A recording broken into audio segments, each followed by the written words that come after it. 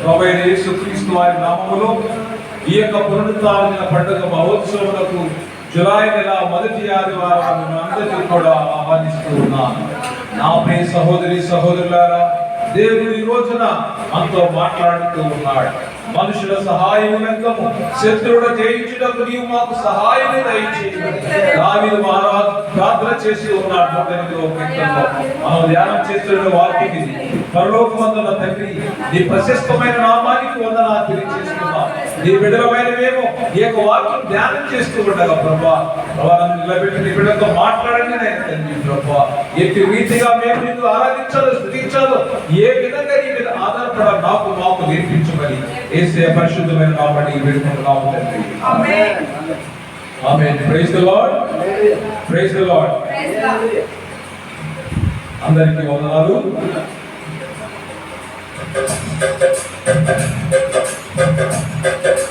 సర్వోన్నతుడా నీవే నాకు ఆశ్రయ దుర్గము.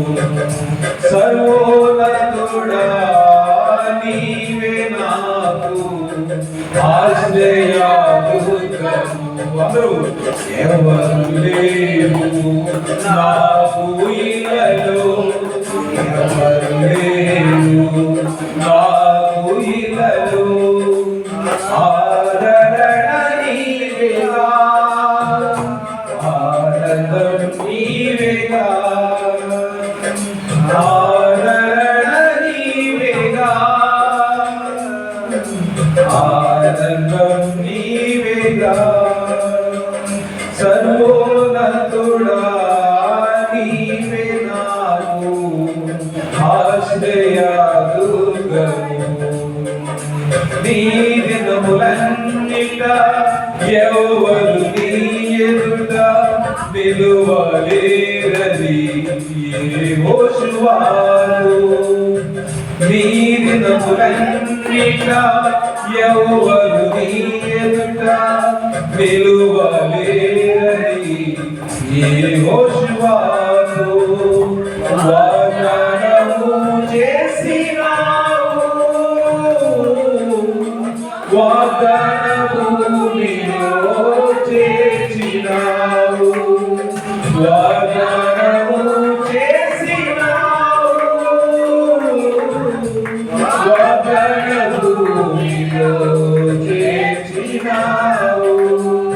సర్వోన్నతుడా నీవే నాకు ఆశ్రయ దుర్గము. సర్వోన్నతుడా నీవే నాకు ఆశ్రయ దుర్గము. ఎవరు లేరు నాకు ఇలలో, ఎవరు లేరు నాకు ఇలలో, ఆదరణ నీవేగా, ఆనందం నీవేగా, ఆదరణ నీవేగా, ఆనందం నీవేగా. సర్వోన్నతుడా నీవే నాకు ఆశ్రయ దుర్గము. హల్లెలూయా, హల్లెలూయా, హల్లెలూయా, హల్లెలూయా. దేవుడారా, ఈ లోకములో నీకు ఇంకా ఏమన్నా ఆధారం ఉంది అంటే ఆ యొక్క సర్వోన్నతుడి, సర్వమును సృష్టించి కాపాడుతున్నటువంటి తండ్రి నీకు ఆధారము, ఆదరణ. దేవునికి స్తోత్రం. హల్లెలూయా. దేవుని బిడ్డలారా, ఈ రోజు మనం ధ్యానం చేస్తున్నటువంటి వాక్యము కీర్తన గ్రంథము 108వ అధ్యాయము. దేవుని బిడ్డలారా, ఈ యొక్క అధ్యాయములో దావీదు మహారాజు దేవునికి మరి తన యొక్క మొరపెట్టుకుంటూ దేవుడు చేసేటువంటి కార్యం గురించి ఆయన సాక్ష్యం ఇస్తూ ఉన్నాడు. ఇక్కడ మనం చూసే వాక్యం 108వ కీర్తన 108వ కీర్తన 11వ వచనము 12వ వచనం 13వ వచనము. దేవా నీవు మమ్మల్ని విడనాడి ఉన్నావు కదా, దేవా మా సేనతో కూడా నీవు బయలుదేరుట మాని ఉన్నావు కదా. తర్వాత చదవండి. మనుషుల సహాయము వ్యర్థము, శత్రువులను జయించుటకు నీవు మాకు సహాయము దయచేయము. దేవునికి స్తోత్రం. దేవుని వలన పరుడు వచ్చిన దేవుని వలన మేము శోధ కార్యములు జరిగించెదము, మా శత్రువులను అనగద్రొక్కువాడు ఆయనే. దేవునికి స్తోత్రం. హల్లెలూయా. అంటే మనుషుని నమ్ముకున్నాము కాబట్టి మనం ఏ ఫీల్ అయ్యాము? ఎడబాటు ఫీల్ అయ్యాము. దేవుడు నన్ను విడిచిపెట్టాడు అనుకున్నాం. అదే దేవుడిని నమ్ముకుంటే మనం ఎడబాటు ఫీల్ అవుతామా? అవును. ఎందుకంటే ఎన్ని తలచినా ఏది జరిగినా జరిగేది ఆయన చిత్తమే. ఆయన చిత్తం జరుగుతున్నప్పుడు నువ్వు ఎందుకు బాధపడతావు? నువ్వు ఎందుకు చింతిస్తావు? So we are committing ourselves or we are submitting ourselves to the feet of the Lord. ఆయన పాదముల చెంత మనల్ని మనం సమర్పించుకున్నప్పుడు ఇంకా నీకు దిగులేలా, బాధేలా, చింతేలా. సో ఈ రోజున దేవుడే నీకు తోడుగా ఉంది, నిన్ను నడిపిస్తూ ఉన్నాడు. సో మరి చాలాసార్లు మనం వాక్యంలో చూసినట్లయితే భక్తులు వారి యొక్క మార్గము నుంచి వాళ్ళు పెడత్రోవ నడిచి ఉన్నారు. వారు ఎరుగని మార్గాల్లో వెళ్ళారు. ఎరుగని మార్గం నాకు ఎదురైతే మన దానిలో నా ప్రాణమా కుంగిపోకే ఇంకొంతకాలం ప్రాణమా కృంగిపోకే ఇంకొంతకాలం యేసు వేగాలపై త్వరగా రానుండగా నిరీక్షణ కోల్పోనా ప్రాణమా. ఏం కోల్పోకూడదు? ఏమి కోల్పోకూడదు? నిరీక్షణ కోల్పోకూడదు. నా ప్రాణమా కృంగిపోకే ఇంకొంతకాలం. బాధొస్తే శ్రమస్తే మనం ఏమవుతున్నాం? కృంగిపోతున్నాం. దుఃఖాన్ని అధిగమించలేకపోతున్నాం. కన్నీరు కాలుస్తున్నాం. బాధ వస్తే ఇతరులకు పంచుకుంటున్నాం. ఇతరులకు పంచుకోవడం వల్ల బాధ తగ్గుతుందా పెరుగుతుందా? సైకాలజిస్ట్ అంటారు మీకు బాధ వచ్చినప్పుడు ఇతరులతో పంచుకోవడం మీకు బాధ తగ్గుద్ది అంటారు. కానీ వాస్తవాన్ని చూస్తే ఆ బాధ పెరుగుతుంది. నీ బాధ విన్నవాడు అదే విషయాలు వేరే వాళ్ళతో చెప్తాడు. ఆ విన్నాడు రెండో వ్యక్తి కూడా మూడో వ్యక్తి చెప్తాడు. ఈ విధంగా నీ యొక్క బాధ ఏమవుతూ ఉన్నది? నీ యొక్క బాధ పెరిగిపోతూ ఉన్నది. నీ యొక్క బాధ పెరిగిపోతూ ఉన్నది. ఈ రోజున మరి బాధ వచ్చినప్పుడు, దుఃఖం వచ్చినప్పుడు, కష్టం వచ్చినప్పుడు నువ్వు ఆధారపడవలసింది దేవుని మీద. దేవునికి స్తోత్రం. హల్లెలూయా. అందుకే అక్కడ 12వ వచనం 108వ కీర్తన 12వ వచనం ఏమని రాయబడింది? మనుషుల సహాయము వ్యర్థము. మనుషుల సహాయము 118వ కీర్తన ఏంటి? 118వ కీర్తన 118వ కీర్తనలో మనం 6 నుంచి 11 వచనాలు నేను చదువుతున్నాను వినండి. యెహోవా నా పక్షమున ఉన్నాడు, నేను భయపడను. నరులు నాకేమి చేయగలరు? యెహోవా నా పక్షము వహించి నాకు సహకారి ఉన్నాడు. నా శత్రువుల విషయం నా కోరిక నెరవేరుతాడు చూచెదను. మనుషులు నమ్ముకుంటే కంటే యెహోవాను ఆశ్రయించుట లేదు. రాజులను నమ్ముకుంటే కంటే యెహోవాను ఆశ్రయించుట లేదు. అన్ని జనులందరూ నన్ను చుట్టుకొని ఉన్నారు. యెహోవా నామమును బట్టి వారిని నిర్మూలన చేసేదను. ప్రియమైన ఇక్కడ మరి భక్తులు ఏమన్నాడు? ఇక్కడ యెహోవా నామమును బట్టి నేను అందరినీ నిర్మూలన చేసేదను. శత్రువులను 108వ కీర్తన 12 శత్రువులను జయించడం నీవు మాకు సహాయము దయచేయి. ఎవరి కృప వలన చేయిస్తానంటే ఆయన ఎవరి కృప వలన? యెహోవా నామమును బట్టి నేను వారిని నిర్మూలన చేసేదను అన్నారు 118. 4 దిశలను వారు నన్ను చుట్టుకుని ఉన్నారు. యెహోవా నామమును బట్టి నేను వారిని నిర్మూలన. కందిరీగల వలె నా మీద ముసిరి ఉన్నారు. గుండు కాల్చిన మంట ఆరిపోయినట్లు వారు నశించిపోయి. యెహోవా నామమును బట్టి నేను వారిని నిర్మూలన చేసేదను. అంతేగాని నీ శక్తి కాదు, నీ బలము కాదు, నీ ఘనత కాదు. ఇక్కడ యెహోవా నామమును బట్టి ఇదే పెట్టారు యెహోషువ ప్రార్థన, వారు ప్రార్థన చేస్తే ఎరికో గోడలు కూలిపోయాయి. ఈరోజు నీ ముందు ఉన్నటువంటి ఎలాంటి శ్రమ అయినా, దుఃఖమైన బాధ అయినా కానీ నీవు దేవుని దగ్గర మొరపెట్టుకున్నప్పుడు ఆ బాధ వెళ్ళిపోతుంది. నీ బాధ నీ దుఃఖముగా ఉండదు. నీ దుఃఖాలు సమాప్తమవుతున్నాయి. నీ దుఃఖాన్ని ప్రతిగా ఆయన ఆనందం ఇస్తున్నాడు. నీ కన్నీటి నుంచి నీ యొక్క కన్నుల ప్రతి బాష్ప బిందువును ఆయన తుడిచివేస్తూ ఉన్నాడు. దేవునికి స్తోత్రం. యెహోవా నామమును బట్టి వారిని నిర్మూలన చేసేదను. మళ్ళీ 108 అదే వాక్యాన్ని జ్ఞాపకం చేస్తున్నాను. శత్రువులను జయించుటకు నీవు మాకు సహాయం దయచేయు అన్నాడు. నేను పడునట్టు నన్ను గట్టిగా చూసి తిని యెహోవా నాకు సహాయం చేశాడు. నేను పడిపోవాలని వాళ్ళు నన్ను ఏం చేశారంట? గట్టిగా తోసేసారు. గొట్లో తోసేస్తే ఎవరైనా సహాయం చేశారు? దేవుడే సహాయం చేశారు. యోసేపును అక్కడ ఎక్కడ వేశారు? గుంటలో తోసేశారు. ఇర్మియాను మరి వాళ్ళు ఇశ్రాయేలు ఎక్కడ తోసేశారు? గుంటలో తోసేశారు. దేవుడు బయట రాగలేదు. యోబు కూడా శ్రమల ఊబిలో చిక్కుకున్నాడు. యోబు ఎక్కడ చిక్కుకున్నాడండి? శ్రమల ఊబిలో చిక్కుకున్నప్పుడు తను కూడా ఈ బాధ అనుభవించాడు. యోబు గ్రంథము 16వ అధ్యాయం 2వ వచనం చూడండి. యోబు గ్రంథము 16వ అధ్యాయం 2వ వచనం. ఇట్టి మాటలు అనేకములు నేను విని ఉన్నాను. ఇట్టి మాటలు అనేకములు నేను విని ఉన్నాను. మీరందరూ బాధకే కర్తలు గాని ఆదరణకర్తలు కారు. ఈ గాలి మాటలు ముగిసిపోయినా ఈ గాలి మాటలు ముగిసిపోయినా నీకేమి బాధ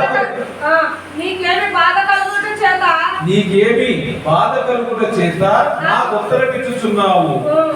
నా స్థితిలో నేను మీ వల్లే మాట్లాడవచ్చును. నేను మీ మీద మాటలు కల్పింపవచ్చును. మీ వైపు చూసి నా తల ఆడిపోవచ్చును. ఇక్కడ మరి యోబు యొక్క అందుకు యోబు ఇలా ప్రత్యుత్తరం ఇచ్చారు తన యొక్క స్నేహితుడికి. ఏంటి మాటలు అంటే ఆయన మీద అనేక నిందలు వేస్తున్నారు, ఎగతాళి చేస్తూ ఉన్నారు. నీకు భయం లేదా? నీవు దేవుని ఎలాగా నిందిస్తూ ఉన్నావు? దేవుని గురించి ఎలాగా నువ్వు మాట్లాడుతున్నావు అని యోబును అనేక విధాలుగా వాళ్ళు శోధించినప్పుడు ఇట్టి మాటలు అనేకము నేను విని ఉన్నాను. మీరందరూ బాధకి కర్తలు గాని ఆదరణకర్తలు. విన్నవాడు కొన్నిసార్లు పెట్రోల్ పోతా ఉంటాడు. మన బాధ చెప్పినప్పుడు కొంతమంది వాడు ఏమంటారు, నీకు ఇలాగే జరగాలంటారు. చాలా దుఃఖంతో కూడా. ఎందుకంటే ఆల్రెడీ నువ్వు ఏదో బాధ వచ్చి మన కొన్నిసార్లు కోపం వచ్చిన తల్లిదండ్రులు ఏమంటారు, బాగా జరిగిందిరా అంటా ఉంటారు. That is not the way we should treat the children. కొన్నిసార్లు వాళ్ళకి తెలియదండి. పిల్లలకి ఈ రోజుల్లో నేను అబ్జర్వ్ చేసినప్పుడు పిల్లలు ఏంటంటే చిన్నపిల్లలు అబ్బాయిలు ఎస్పెషలీ ఎలా ఉన్నారంటే వాళ్ళు మనం చెప్పినా కానీ అర్థం కావట్లేదు. చాలా మంది మీద కేస్ స్టడీ చేసి వాళ్ళు ఏంటంటే మనం చెప్పినా కానీ వినటువంటి స్వభావం వాళ్ళలో. సో దీన్ని బట్టి ఏమంటారు అందరూ, ఈ అబ్బాయి వెరీ బ్యాడ్ బాయ్. బాయ్స్ అందరూ దాదాపుగా వాళ్ళు 4 years నుంచి 8 years 9 years వరకు చూస్తే వాళ్ళందరూ కూడా అదే కేటగిరీలో ఉన్నారు. వాళ్ళు కంట్రోల్ చేయలేకపోతున్నాం. ఎందుకంటే బాలుని యొక్క స్వభావం సహజంగా మోడలతో కూడుకుంటారు. ఆ మోడల్తో పోవాలంటే వాడికి కూడా వయసు రావాలి. మనం కూడా కంటిన్యూస్గా కౌన్సిలింగ్ ఇవ్వాలి. అప్పుడే వాడు తప్పు చేస్తాడు, మనకు ఆవేశం ఇచ్చారు కొట్టాం. కానీ వాడు ఏడుతాడు. కానీ వాడి తర్వాత వచ్చి నిన్ను హక్ చేసుకుంటాడు. హృదయం కరిగిపోతాడు. అమ్మ అంటాడు, నాన్న అంటాడు. మనసంతా కూడా కరిగిపోతాడు. అంటే వాడు తప్పు చేస్తున్నాడని వాడికి నువ్వు చెప్పినా కానీ అదే చేస్తాడు. అది మోడల్. సో దాన్ని ఏం చేయాలంటే మనం ప్రేమ ద్వారా ఆ మాటలు చేస్తాం. మరి వీళ్ళందరూ కూడా ఏం చేస్తున్నారు? వీళ్ళందరూ కూడా ఆయనకి ఆదరణకర్తలుగా ఉన్నారా, బాధకర్తలుగా ఉన్నారా? బాధకర్తలుగా ఉన్నారు. మన పిల్లడు నీకు ఆయన జరగలరా, నువ్వు చదవలేదుగా ఫెయిల్ అయ్యమంటావు. వాడి ప్రాబ్లం కూడా అర్థం చేసుకోవాలి. సో ఆ విధంగా యోబు జీవితంలో కూడా ఆయన నిందించారు. సో మీరందరూ కూడా బాధకర్తలే కానీ ఆదరణకర్తలు కాదు. ఈ గాలి మాటలు ముగిసిపోయినా నీకేమి బాధ కలుగుచే నాకు ఉత్తరం ఇచ్చున్నావు. నా స్థితిలో మీరు ఉంటే మీరు ఈ విధంగా మాట్లాడతారా అని అడుగుతున్నాడు. దేవుడిలారా నరపుత్రుని విషయమే వారి స్నేహితులతో వ్యాజ్యమాడవలనని కోరి నేను దేవుని కట్టు దృష్టి ఇచ్చి కన్నీళ్లు ప్రవాహంగా విడుచున్నాను అన్నాడు. 21వ వచనం 16 ఉన్నాడు. నరపుత్రుని విషయమై వారి స్నేహితునితో వ్యాజ్యమాడవలనని కోరి నేను దేవుని కట్టు దృష్టి ఇచ్చి కన్నీళ్లు ప్రవాహంగా విడుచున్నాను. వీళ్ళెవరు? వీళ్ళు నా కన్నీళ్లు తెప్పించిన వాళ్ళు, నా దుఃఖాన్ని కారకులు, నా బాధ కారకులు వీరు. కానీ ఇప్పుడు దేవుని తట్టు దృష్టి ఇచ్చి నా కన్నీళ్లు ప్రవాహం వలె కుమ్మరిస్తున్నాను అన్నాడు. దేవునికి స్తోత్రం. 20వ వచనం 16 దేవుడు నా స్నేహితులు నన్ను ఎగతాళి చేయించున్నారు. నరుని విషయమై ఒకడు దేవునితో వ్యాజ్యమాడవలననియు నరపుత్రుని విషయమై వారి స్నేహితులతో వ్యాజ్యమాడవలనని కోరి నేను దేవుని కట్టు దృష్టి ఇచ్చి కన్నీళ్లు ప్రవాహముగా విడుచుచున్నాను. కొద్ది సంవత్సరములు గతించిన తర్వాత తిరిగి రాని మార్గమున నేను వెళ్ళుదును. నా ప్రాణము సమసిపోయిను, నా దినములు తీరిను, సమాధి నా నిమిత్తము సిద్ధమయ్యున్నది. ఎగతాళి చేయువారు నా యొద్ద చేరి ఉన్నారు, వారు పుట్టించి వాదములు నా కన్నులకు ఎదురుగా కనపడుచున్నవి. 5వ వచనం 17 చూడండి. 17వ అధ్యాయం 5వ వచనం. ఎవడు తన స్నేహితులను దోపు సొమ్ముగా ఇచ్చుదో వారి పిల్లల కన్నులు క్షీణించుచున్నాయి. ఎంత బాధలో ఉంటే నేను ఇప్పుడు సమాధికి చేరుకున్నా, నా తర్వాత మీరే వస్తారు, నా కన్నులు చూస్తే ఎక్కడ అంటున్నాడు. అంటే ఈ రోజు నా బాధ, రేపు మీ బాధే అంటున్నాడు. దాని అర్థం ఏంటంటే ఈ రోజు నేను అనుభవిస్తున్నాను ఈ శ్రమలు, రేపొద్దున మీరు అనుభవిస్తారు. కాబట్టి దేవుని బిడ్డలారా, మనుషుల సహాయము చాలా డేంజరస్. మనుషుల సహాయము చాలా డేంజరస్. మనుషుల సహాయము ఎవరైనా వ్యర్థము అన్నాడు. సొలొమోను ఏమన్నాడు? వ్యర్థము వ్యర్థము అంతా వ్యర్థము. Vanity of vanities, everything is నువ్వు ఆనందించడం వ్యర్థమే, నువ్వు సంపాదించడం వ్యర్థమే, అర్థమైందా? నువ్వు భుజించడం వ్యర్థమే. ఇవన్నీ కూడా వ్యర్థములే. ఎన్ని కూడా నువ్వు తీసుకొని పోవు.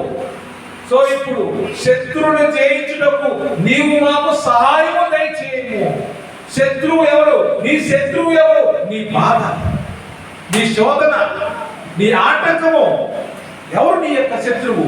శత్రువు అంటే ఎంతో పాకిస్తాన్ అనుకుంటారు అందరూ. భారతదేశానికి శత్రువు, భారతదేశానికి శత్రువు భారతీయులే. ఈ రోజున చాలా మంది దేశం యొక్క అభివృద్ధికి పాటుపడకుండా సొంత కృషికి ప్రయత్నం చేస్తూ దేశానికి తూట్లు పొడుస్తూ ఉన్నారు. దేశంలోని ప్రజలను ఎదగకుండా బానిసత్వంలోనికి నెడుతూ ఉన్నారు. రాజ్యాంగం రాయకముందు అందరూ కూడా బానిసత్వంలో ఉన్నవారే. దేవుడి ఇచ్చినటువంటి జ్ఞానం చేత విమోచించబడతాం. శత్రువుని జయించడం ఎవరి సహాయం కావాలి? దేవుని సహాయం కావాలి. అంతేగాని అధికారులు వెళ్ళిపోయినా న్యాయం జరగదు. ఈరోజు చూద్దామంటారు, రేపు చూద్దామంటారు, దానికి న్యాయం చేయాలి. ఇర్మియా గ్రంథము 17వ అధ్యాయం. ఇర్మియా గ్రంథము 17.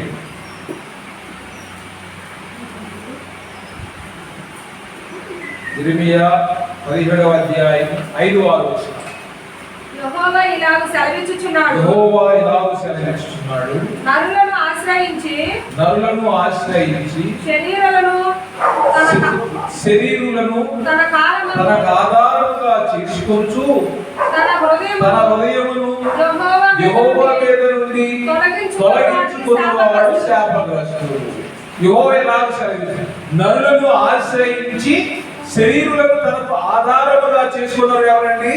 శాపగ్రస్తుడు. అంటే ఇప్పుడు మనుషులని ఆధారం చేసుకున్నవాడు శాపగ్రస్తుడు. అంటే దేవునికి ఆధారపడగా మనుషులు ఎట్టి పరిస్థితుల్లో కూడా ఆధారపడకూడదు. 6వ వచనం చూడండి, వాడు ఎడారిలోని అరువా వృక్షము వలె ఉండును, మేలు వచ్చినప్పుడు అది వానికి కనపడదు. వాడు అడవిలో కాలిన నేల యందును నిర్జనమైన చవిటి భూమి యందును నివసించును. తర్వాత 7వ వచనం చూడండి, యెహోవాను నమ్ముకున్నవాడు ధన్యుడు. యెహోవాను నమ్ముకున్నవాడు ధన్యుడు. ఇక్కడ మళ్ళీ మొదలుకెత్తి వెళ్ళిపోతాడు. ఇక్కడ మళ్ళీ ఈ వాక్యం దగ్గర నుంచి మళ్ళీ ఎవరు మొదలుకెత్తింది? ఈ వాక్యం చదివితేనే మొదలుకెత్తులోకి వెళ్తాం. యెహోవాను నమ్ముకున్నవాడు ధన్యుడు, యెహోవా వారికి ఆశ్రయముగా ఉండును. దేవునికి స్తోత్రం.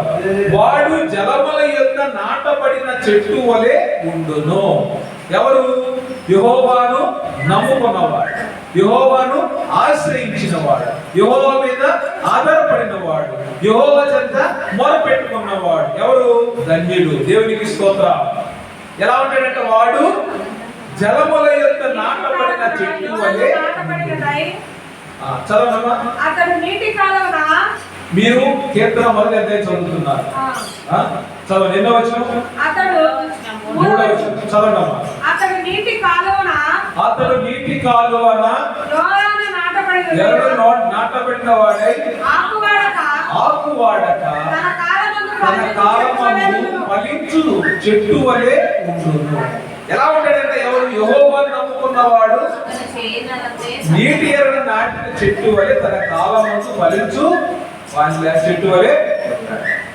అంటే ఇక్కడ మళ్ళీ మనం ఇర్మియా గ్రంథము 17:8 వాక్యం చూసుకున్నట్లయితే వాడు జలముల యొక్క నాటబడిన చెట్టు వలె ఉండును, అది కాలువల వరను దాని వేళ్ళు తన్నును, వెట్ట కలిగినను దానికి భయపడదు, దాని ఆకు పచ్చగా నుండును, వర్షము లేని సంవత్సరమున చింత నొందదు, కాపు మానదు. దేవునికి స్తోత్రం. ఏమాటండి? వర్షము లేని సంవత్సరమున చింత నొందదు, కాపు. ఇదండి దేవుడు ఇచ్చేది వాగ్దానం. ఆ యెహోవాను నమ్ముకున్నవాడు ధన్యుడు, యెహోవాను నమ్ముకునేవాడు ధన్యుడు. ఈ రోజున ఈ ధన్యుడికి దేవుడు ఇచ్చినటువంటి ఆశీర్వాదం ఏంటి? వర్షము లేని సంవత్సరములో, వర్షము లేని సంవత్సరమున, వర్షము లేని సంవత్సరమున ఆ చెట్టు, ఆ జీవితము చింతనొందదు, ఆ చెట్టు కాపు కాయడము మానదు, ఆ చెట్టు కాపు కాయడము మానదు. ఎందుకని? నీటి ఎర్ర నాటబడింది ఆ చెట్టు. మరి నువ్వు ఎక్కడ ఉన్నావు? నీ సహవాసం ఎవరితో? నువ్వు ఎవరి దగ్గర ఉన్నావంటే జీవం గల దేవుని సన్నిధిలో ఉన్నావు. దేవునికి స్తోత్రం. హల్లెలూయా. నువ్వు ఎక్కడ ఉన్నావు? జీవం గల దేవుని సన్నిధిలో ఉన్నావు. కాబట్టి నువ్వు ఎవరిని అంటే నీటి ఎర్ర నాటిన చెట్టు. దేవునికి స్తోత్రం. హల్లెలూయా. యెహోవాను నమ్ముకున్నవాడు ఎక్కడ ఏంటి? వాడు నీటి ఎర్ర నాటిన చెట్టు వంటి వాడు. సో ఇప్పుడు ఆ చెట్టు వర్షం లేకపోయినా కానీ కాపు కాస్తుంది, వర్షం లేకపోయినా కానీ వెంట కలగదు, వర్షం లేకపోయినా కానీ చింత ఉండదు. యెహోవాను నమ్ముకున్న వాడు కూడా ఈ లోకంలో అందరూ మరి కరువు కాటకాల చేత బాధపడుతున్నప్పుడు వీడికి కరువుడు. కరువు గల దేశములో నుంచి యాకోబు వాళ్ళ కొడుకులు అందరూ కూడా పరాయి దేశములో ఉన్నటువంటి యోసేపు దగ్గరకు వెళ్ళారు. దేశమంతా కరువు వచ్చింది కానీ యోసేపు దగ్గర కరువు రాలేదు. దేవునికి స్తోత్రం. అంటే అక్కడ వెంట కలగలేదు, చింత లేదు, బాధ లేదు, కాపు మాని అంతా కాపు మాని వేసినా కానీ అక్కడ ధాన్యాన్ని దేవుడు దాచి ఉంచారు. యెహోవా తన బిడ్డల కొరకు దాచి ఉంచిన మేలు గొప్పది. దేవునికి స్తోత్రం. దీన్ని మర్చిపోయి జనాలందరూ కూడా ఎక్కడెక్కడికో తిరుగుతూ ఉన్నారు. నువ్వు బాధ కలిగినప్పుడు ఎక్కడికి వెళ్ళాలి? జీవము గల దేవుని సన్నిధికి వెళ్ళాలి. ఆయన కాళ్ళు పట్టుకో, ఏకాంతంలో ఆయన కాళ్ళు పట్టుకోవాలి. స్నేహితులు ఏం చేశారు? కేవలం చేశాడు. ఈ రోజు నేను అనుభవిస్తున్నాను, రేపు మీరు కూడా బాగా అనుభవిస్తారన్నాడు యోగు గారు. మీరందరూ కూడా నా దుఃఖానికి కారకులే కానీ నా విడుదలకు కారకులు కాదు, నా సంతోషానికి కారకులు కాదు. నన్ను బాధలో ఇంకా బాధ పెడుతున్నారు. పుండి మీద కారం కాబట్టి మాటలు చాలా జాగ్రత్తగా ఉండాలి. అందుకే దేవుని బిడ్డలారా, ఈ రోజున దేవుడు మనల్ని ఈ యొక్క అంటే వెట్టగల దేశంలో నుంచి, కరువు గల దేశంలో నుంచి, ఈ పరిస్థితుల నుంచి దేవుడు నేను తీసుకొచ్చి ఇప్పుడు నేను ఎక్కడ ఉంచాడు? జీవం గల దేవుని సరిలో కూర్చుని. ఇప్పుడు నువ్వు ఇక్కడ కూర్చుని ఎవరైనా ఆధారపడాలి? మనుషులు ఆధారపడతావా? కాబట్టి నువ్వు దేవుని సన్నిధిలో ఉన్నావు కాబట్టి ఇంకా ఏమైనా కానీ, అది ఏమైనా, చావైనా, బ్రతుకైనా, లాభమైనా, నష్టమైనా ఆయన మీదే ఆధారపడాలి. ఇదేంటంటే ఈ రోజున మరి శత్రువును జయించడానికి దేవుడే మనకు సహాయము చేస్తూ ఉన్నాడు. 146 కీర్తన చూడండి. 146 కీర్తన 146 6-5 వచ్చిన 3-5 వచ్చిన 146. రాజుల చేతనైనను నరుల చేతనైనను రక్షణ కలుగదు. వారిని నమ్ముకొనకుడి. చదవమ్మా. వారి ప్రాణము వెడలిపోవును. వారు మట్టి పాలగుదురు. వారి సంకల్పములు నాడే నశించును. ఇంకా ఏమన్నా? రాజుల చేత అయినా నరుల చేత ఏమన్నా? ఏమీ లేదు. సో ఇక్కడ ఏమంటున్నాడు ప్రభు 5వ వచనంలో, ఎవరికి యాకోబు దేవుడు సహాయుడగునో, ఎవడు తన దేవుడైన యెహోవా మీద ఆశ పెట్టుకొనునో వాడు ధన్యుడు. సో ఇప్పుడు నువ్వు ధన్యంగా ఉండాలంటే యెహోవా మీద ఆయన్ని ఆశ్రయించాలి. సో ఇప్పుడు నువ్వు ఆయన దగ్గరికి రాకుండా, ఆయన ఆశ్రయించకుండా నీ బాధలు తీరాలంటే హైలీ పాసిబుల్. చదివితేనే పిల్లలు పరీక్షలో పాస్ అవుతారు. దేవునికి మొరపెట్టుకుంటేనే శ్రమల నుంచి విడుదల. ఆ విడుదల కొరకే ఈ రోజున మనము ప్రార్థన చేయడానికి దేవుని సన్నిధిలో వెళ్ళారా. మన ఇంకో వాక్యం చూసుకుందాం. ఎఫెసీయులకు రాసిన లేఖ 6వ అధ్యాయం. ఎఫెసీయులకు రాసిన లేఖ 6వ అధ్యాయం 10వ వచనం నుంచి 12వ వచనం. తుదకు ప్రభు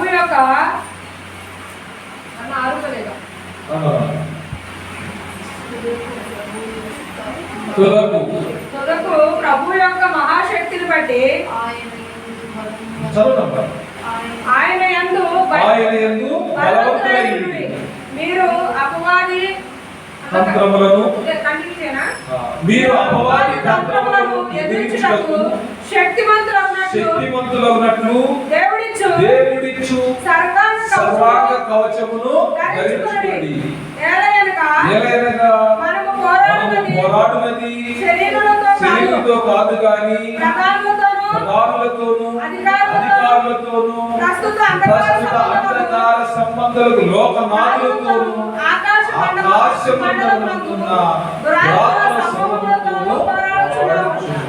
దేవునికి స్తోత్రం. ఎవరితో పోరాడాలి?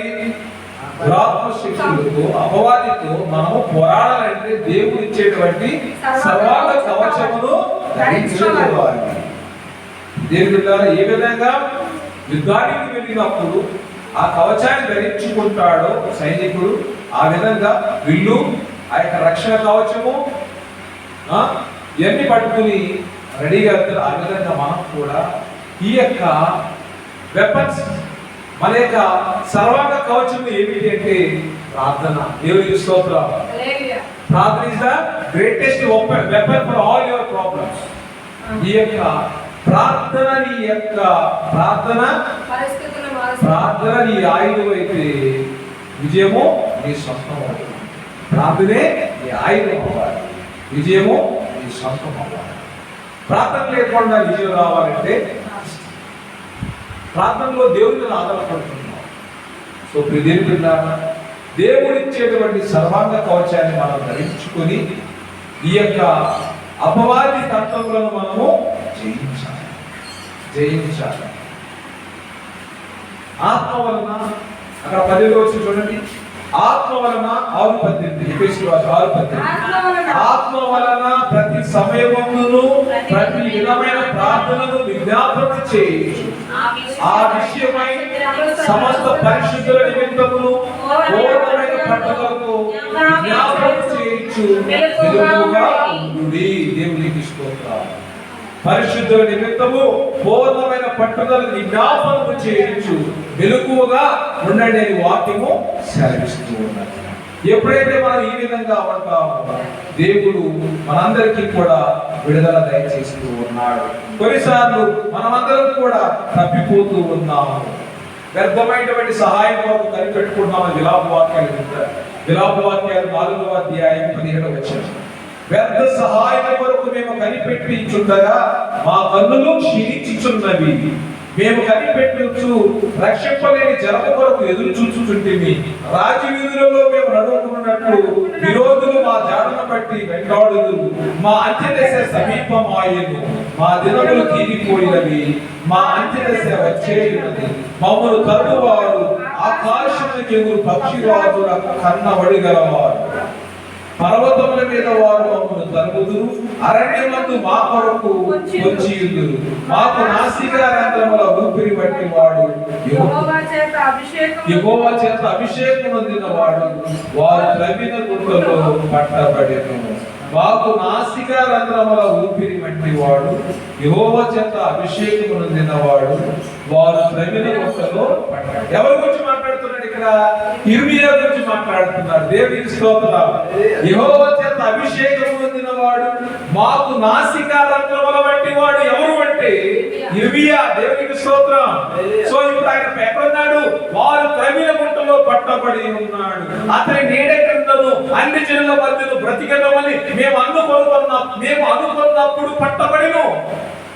ఎప్పుడు పట్టబడు? అన్ని జనుల మధ్య మనం బ్రతకొచ్చు అనుకున్నప్పుడు ఈ ప్రవక్తలు వాళ్ళు పట్టుకున్నారు. దేవుని బిడ్డలారా, అంటే దేవుని యొక్క సేవకుని నువ్వు ఏ విధంగా అన్ని జనులు పట్టించావు ఒకసారి ఆలోచించుకోవాలి. ఎందుకంటే నువ్వు మనుషులను ఆధారం చేసుకున్నావు కాబట్టి దేవుని సేవకుడు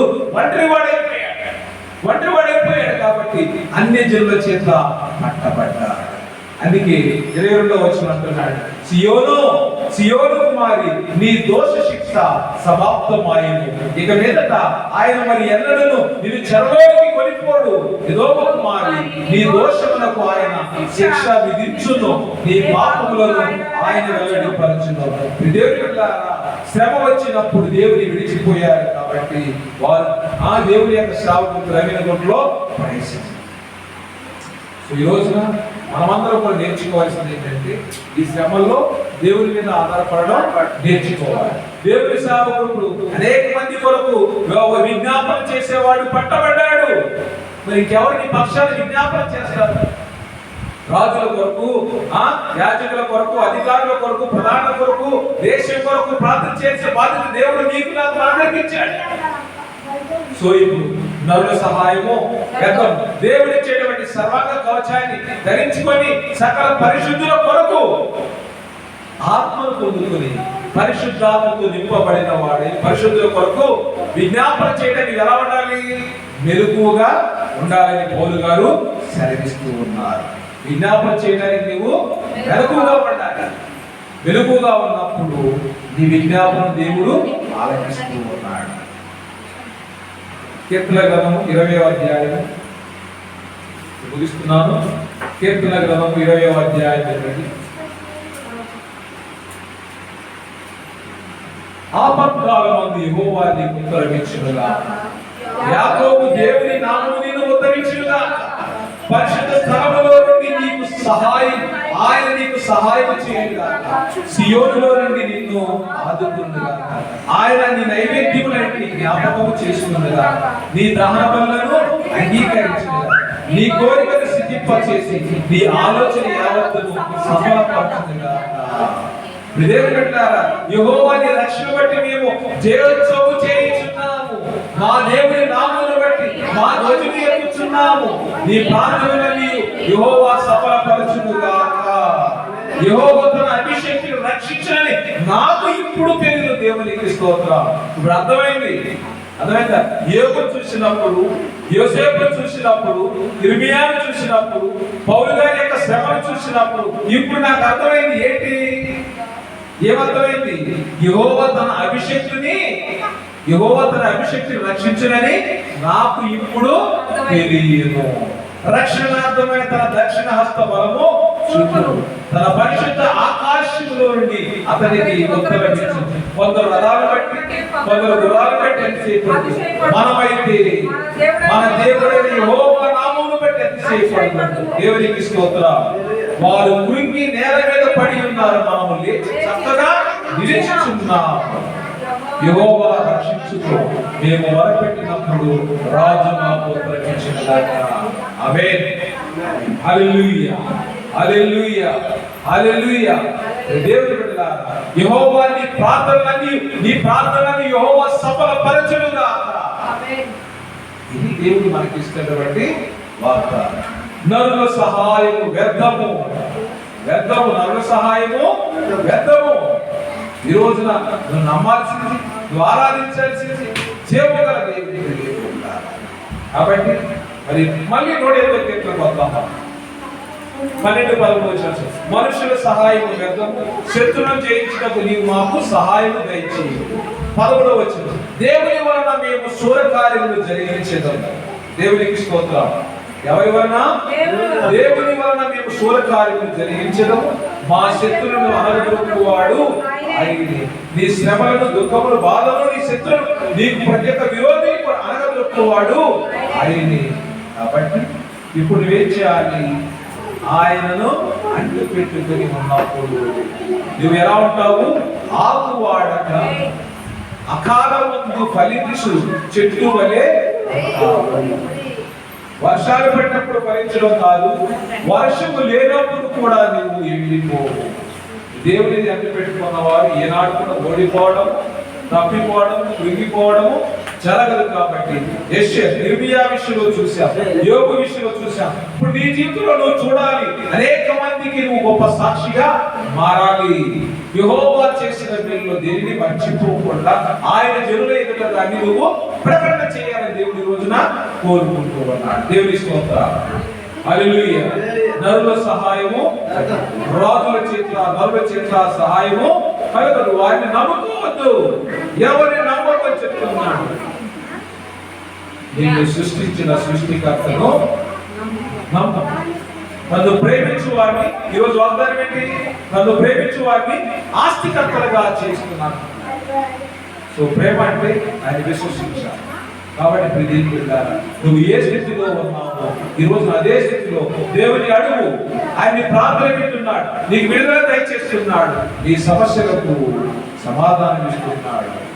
దేవుని వలన నువ్వు శూరకార్యములను జరిగిస్తావు. దేవునికి స్తోత్రం. దేవుని వలన నువ్వు శూరకార్యములను జరిగిస్తావు. తన అభిషేక్తుని ఆయన రక్షిస్తాడని ఇప్పుడు నాకు అర్థమైంది. ఎక్కడి నుంచి సహాయం వస్తుందంటే ఆయన దగ్గర నుంచి నాకు వస్తుంది. 120వ కీర్తనలో కొండల వైపు మా చేతులు ఎత్తుచున్నాము, ఎక్కడ నుండి మాకు సహాయం వచ్చును? ఎక్కడి నుండి వచ్చును? యెహోవా నుండి నాకు సహాయం కలుగును. భూమి ఆకాశం సృష్టించిన వాడు ఆయన. ఆయన పాదము గట్టులనేయుడు, నిన్ను కాపాడువాడు. ఎందుకడు ఇశ్రాయేలును కాపాడువాడు. కాపాడుకునుడు యెహోవాయే నిన్ను కాపాడువాడు. నీ కుడి ప్రార్థన యెహోవా నీకు నీడగా ఉండును. పగలు ఎండ దెబ్బ, రాత్రి ఏ అపాయము రాకుండా యెహోవా నిన్ను కాపాడును. ఆయన నీ ప్రాణమును కాపాడు. ఇది మొదలుకొని నిరంతరము రాకపోకలయ్యింది. యెహోవా నిన్ను కాపాడును. ఆమేన్, ఆమేన్, హల్లెలూయా. వాగ్దానం పొందుకుందాం, దేవునితో కలిసి గడుపుదాం, ఆయనతో మన సహవాసాన్ని. మరి ఇప్పుడు ఈ సహవాసం ఎలా ఉందో ఇంకా ఎక్కువగా ఆయన సహవాసం చేయడానికి ప్రయత్నం చేయాలని ప్రభు పేట మీ అందరికీ తెలియజేస్తున్నాను. దేవుని మాటలు దీవించుగాక. హల్లెలూయా.